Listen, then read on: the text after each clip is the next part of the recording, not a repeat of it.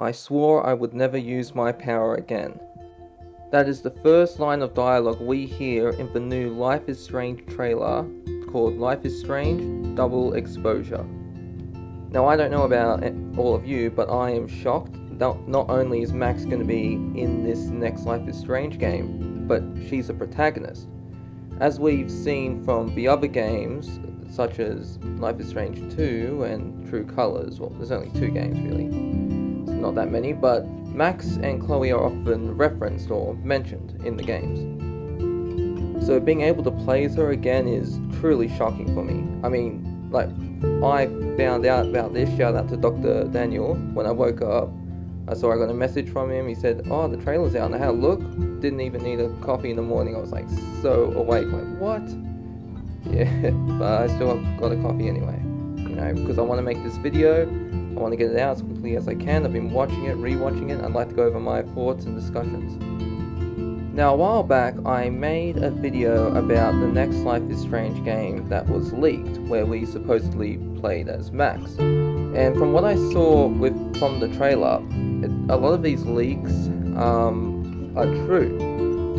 Now granted, there wasn't much information in the leaks, but from what I've just went back and reread after watching the trailer, there's a lot of interesting stuff that's accurate, and I want to go over it in this video. But we're going to slowly make our way there. Now, when this game was originally leaked, there were a bunch of rumors about it, and one of the rumors that's wrong, which I have to say I'm a bit disappointed about this one, it would have been cool, is that Max's power, rather than opening portals to alternate dimensions, it was tied to her camera viewfinder, so she looks through her camera and she can see into an alternate universe, which I think that's a pretty cool way of doing it, so that way we know from the first game when Max saves Chloe and she keeps screwing with the timeline, she ends up creating the storm that may or may not destroy Arcadia Bay depending on your choices.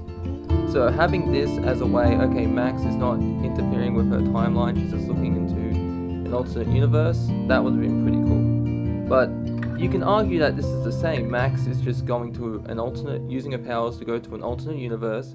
She's not affecting her own timeline, and you know what, I can work with that. It's a bit sad that we don't get the former, but the latter, the creating tears, kind of like Elizabeth in Bioshock Infinite, that could work. Another leak was that she was a professor at a prestigious college. The name eludes me, but it was meant to be similar to Blackwell. And I gotta be honest, from this shot we can see here, it looks pretty similar to I thought it was Blackwell, sorry. I thought it was Blackwell at first, but Blackwell doesn't have that little, I'm gonna say, observatory in the background. It may not be the right name for the building, but it looks like one to me. And speaking of which, I don't know why, but if any of you have played Until Dawn, that building in the back is giving me the vibes of when you go into that insane asylum, which may or may not be where we have to go. If I had to take a guess, I'm just going to say it now, I think that place will be important to the story, and we will have to go there and figure out some clues. Will it be at the end game? I don't think so, but I do think it will be like the Prescott barn in episode 4 in Life is Strange. If any of you know what I'm pretty sure you all know what I'm talking about, what I mean by the barn. Alright, let's leave the leaks for a little bit and then focus on the game here. Now, we see that from these 3 screenshots that this game is going to be taking a more darker turn. At least that's how I feel when I was rewatching these first few seconds.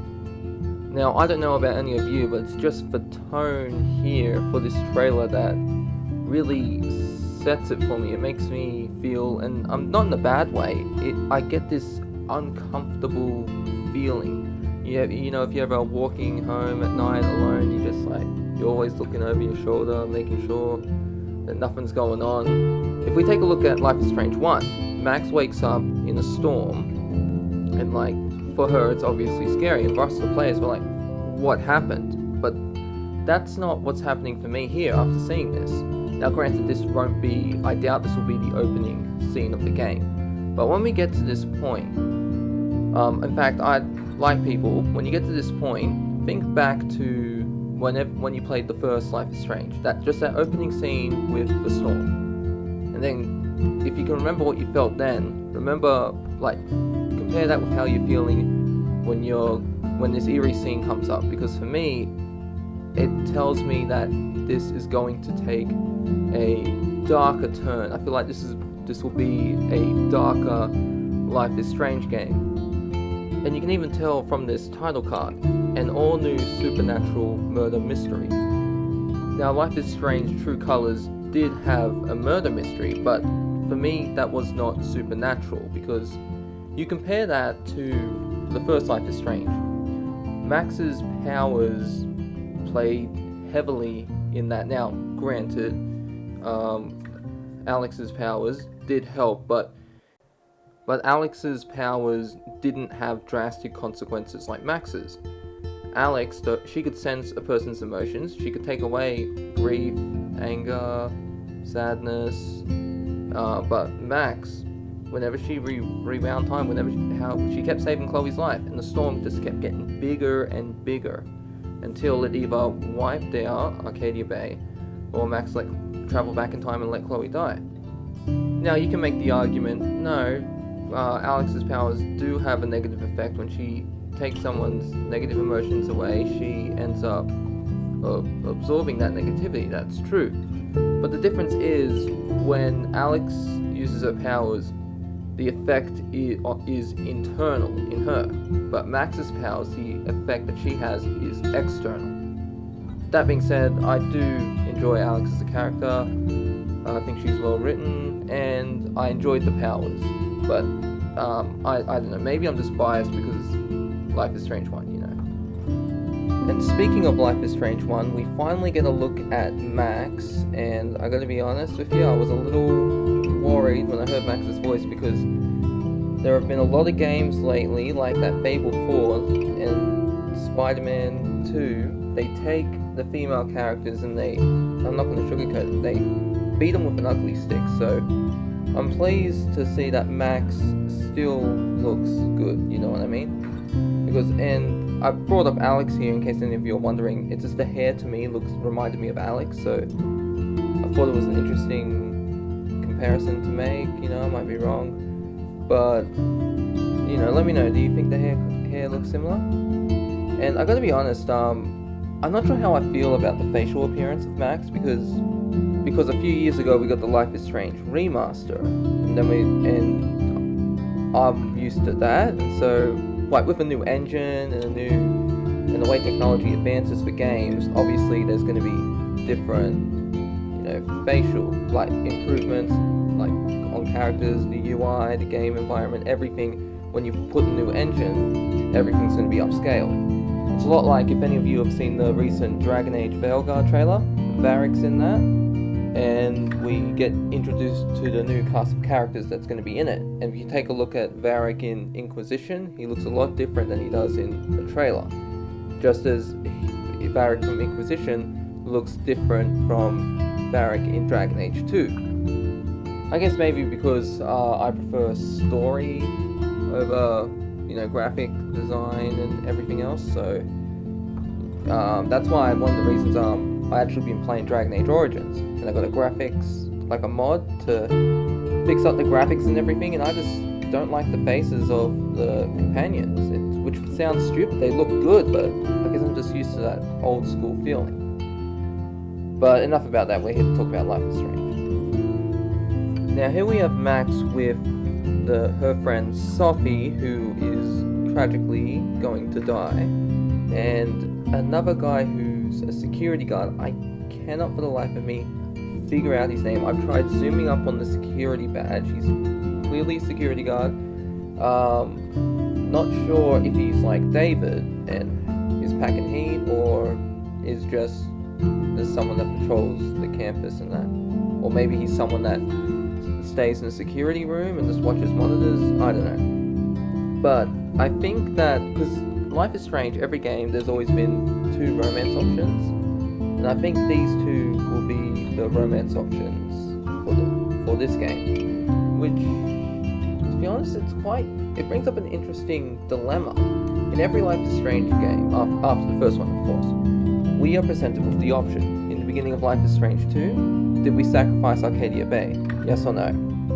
Then we get to Life is Strange 2 Colors, more specifically the DLC, Wavelengths. Did we sacrifice Chloe? Yes or no? And we get interesting dialogue on that. We know that, what was his name? Steph's friend, I think it's Mikey, the one that she plays Dungeons and Dragons with, her brother will die in the storm. So I'm wondering if this game will let us make that same choice. Do we have a choice to sacrifice Arcadia Bay? Or is the default choice going to be Max sacrifices Chloe to save Arcadia Bay?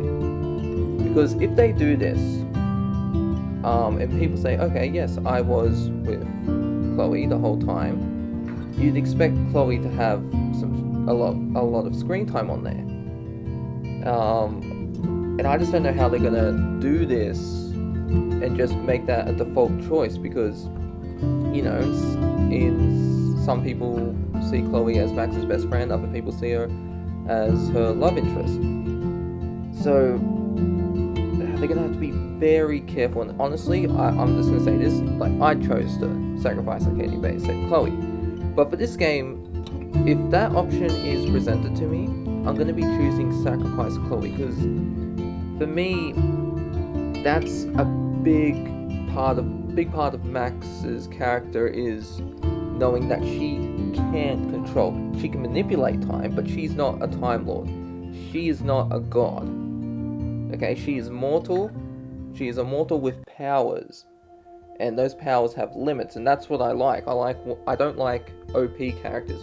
It depends if they're written well, like Saitama, One Punch Man. But yeah, I don't know how Deck 9's gonna pull this off. But if they can, holy shit, the game's gonna be pretty good. Because let's face it, we can't have a Life is Strange game Max without Chloe, unless the sacrifice Chloe ending of Life is Strange 1 is canon. Now, there is a way that they can do this right, and that involves what the story's plot is, which we're gonna get to. Now, during Sophie's funeral, or maybe it's a eulogy, I'm not too sure if I don't think it's where she's buried, but people are just having a memorial.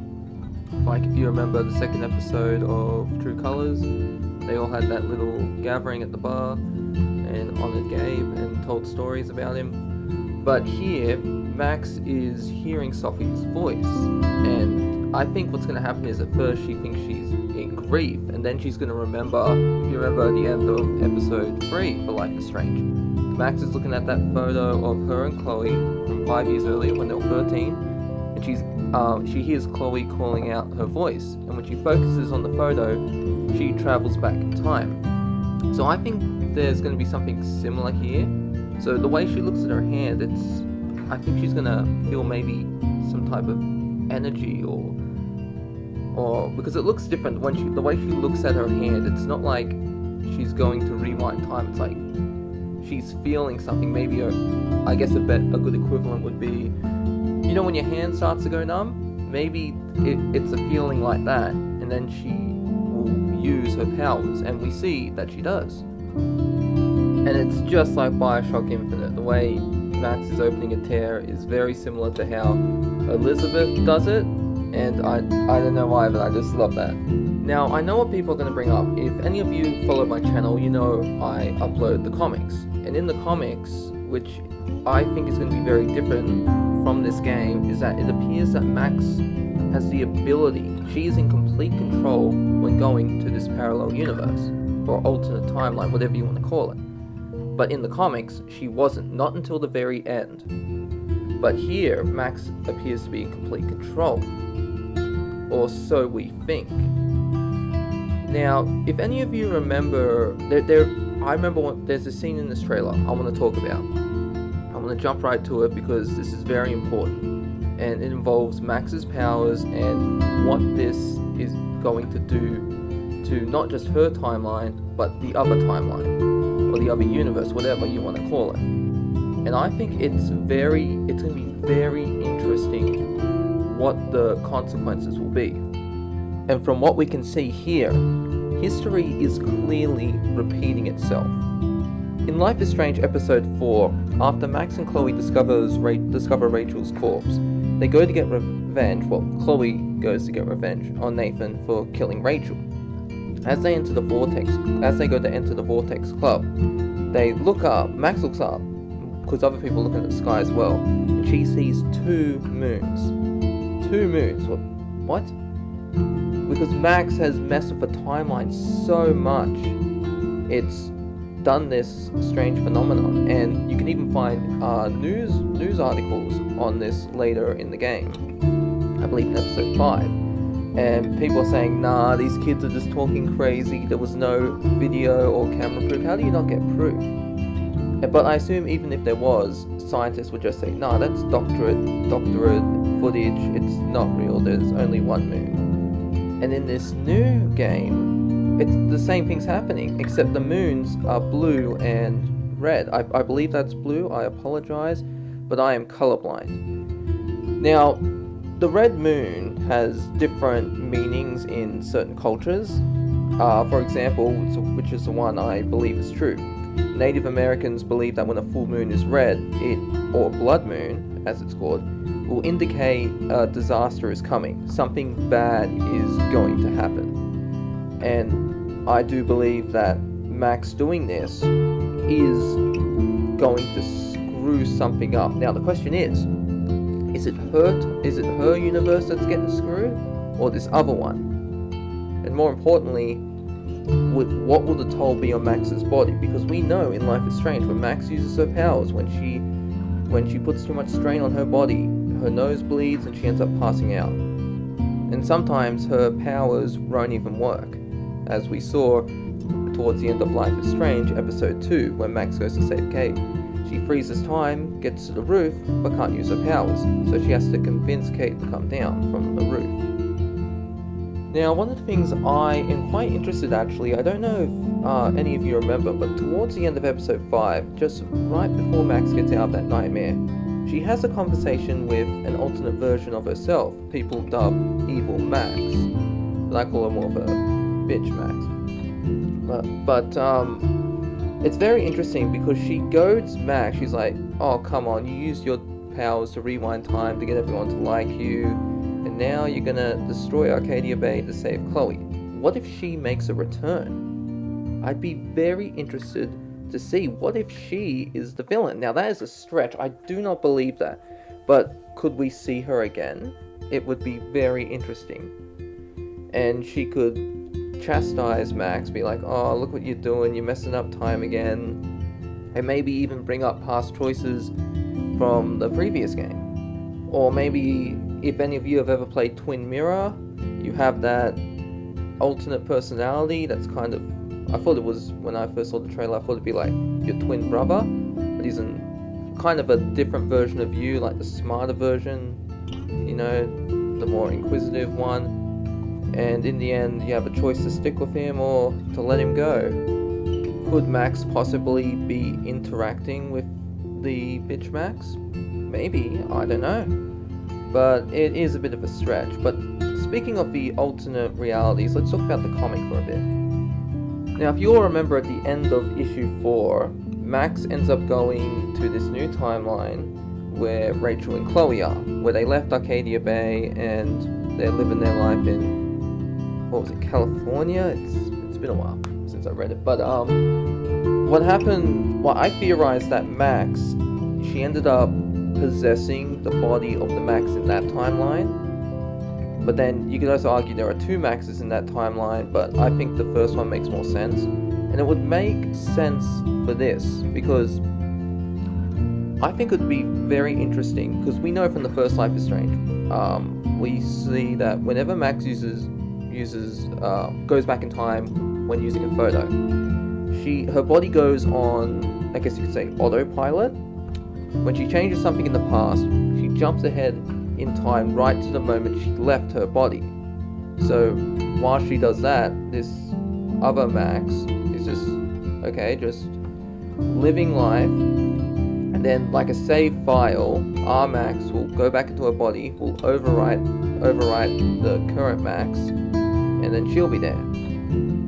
If that makes that's probably a poor description, but you get what I'm saying. So what if this is happening? What if we end up having two versions of Max? Like we see that Max, when she takes over she can't enter physically.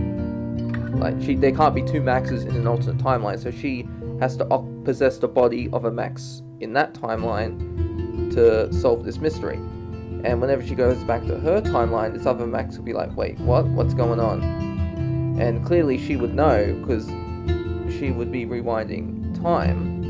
Like, well, because it's a parallel universe where her friend's alive, so clearly events are obviously mostly the same. But this could be a great place where Chloe could play a part in the story.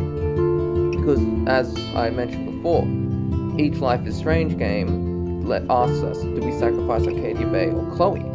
So if you do, because I'm going to choose the choice to sacrifice Chloe, because I'm very interested to see what it will do with this story. We have Max sacrifice Chloe, but then when she goes to this alternate timeline and she's trying to figure out this mystery, Chloe's alive in that timeline because that Max chose to sacrifice Arcadia Bay. And vice versa, it could work the opposite way. We're in the timeline where Chloe's alive, and then while solving this mystery, we go to this alternate timeline where Max chose to sacrifice Chloe. So it'd be very interesting, and I have to be honest, speaking of alternate versions, we also have this new guy. Now I can't see too clearly on the badge, but I think the name says Vincent, though I'm not too sure. Now, whoever this guy is, it is clear that he is not simply a detective. Like Max, he appears to have the same, if not a similar power. Now, if we look, it's the same guy, but the one on the right, he looks clearly confused, whereas the one on the left is like, he looks like he's seen and done this before. Because I think if I had to take a shot in the dark, I'm going to say Max's ability allows her to travel between alternate realities. We know that, but what I mean is she cannot be in two realities at once. She has to take over the body of the Max in that timeline. Whereas this guy, he can appear before alternate versions of himself, and these alternate versions can only see him. No one else can see or hear him. And that makes me wonder what his endgame is. Let's say this guy is the villain, for example. He's the one that killed Sophie. In this alternate version where Sophie didn't die, what will the consequence be for her living? Because clearly her murder was not a spur of the moment thing. It was planned. Not planned down to, okay, I'm going to get away with this, but planned as in, okay, Sophie knows something, she's going to give me trouble, and I have to kill her. And perhaps he got away with it, but due to Max's timeline hopping, parallel jumping, whatever you want to call it, she is unearthing evidence, and this guy's getting worried. So maybe it could be the other way around. Maybe this alternate version, in this alternate timeline where what if in our timeline, Sophie's dead, and this guy has the same power as Max, and he goes to this, maybe when Max opens the tear the first time, he can feel like this kind of shift, like a cold shut-in, that a feeling that you only get when you open the tear, and he's like, what the hell's going on? And when Max is investigating what happened to Sophie's death and getting new evidence, he's like, oh my god, there's someone else that has powers like me. And so he ends up conversing with this alternate version of himself where Sophie's alive, and he's like, you listen to us, we are in trouble, you need to kill Max Caulfield. Because if you look at the position when this thing goes to fall on Sophie and Max, if you look where Max is standing, to me it's clearly indicated to hit her, not Sophie.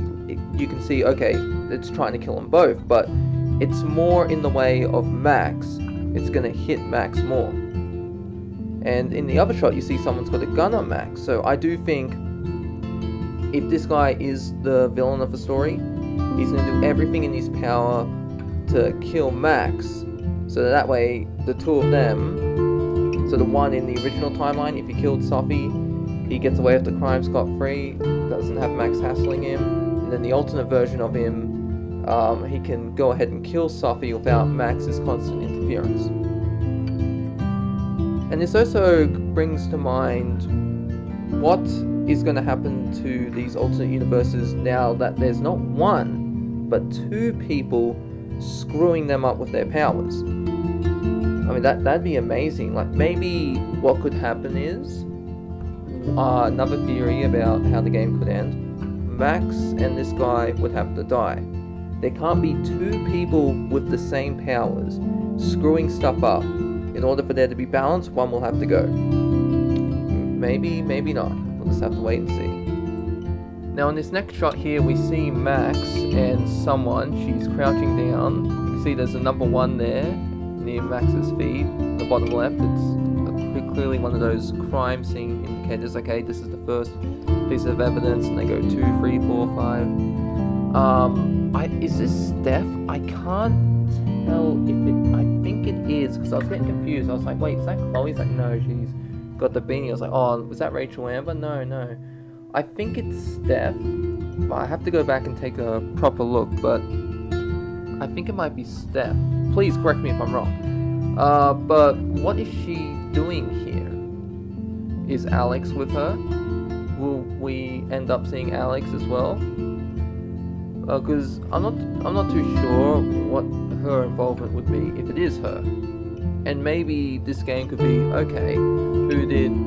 We got the choice, okay, to sacrifice Arcadia Bay or sacrifice Chloe. What if we get another choice? Is Alex with Steph? Yes or no? Maybe instead of Steph it could be Ryan who makes the appearance.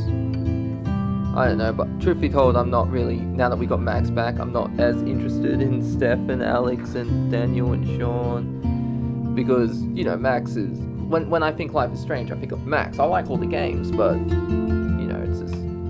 Max is the face of Life is Strange. Now, there's a lot more stuff I want to talk about, but this video is becoming a bit too long, so I want to make another one later. I'm hoping to get it up towards the end of the day, maybe tomorrow, but I do have a lot more to talk about, a lot more theories.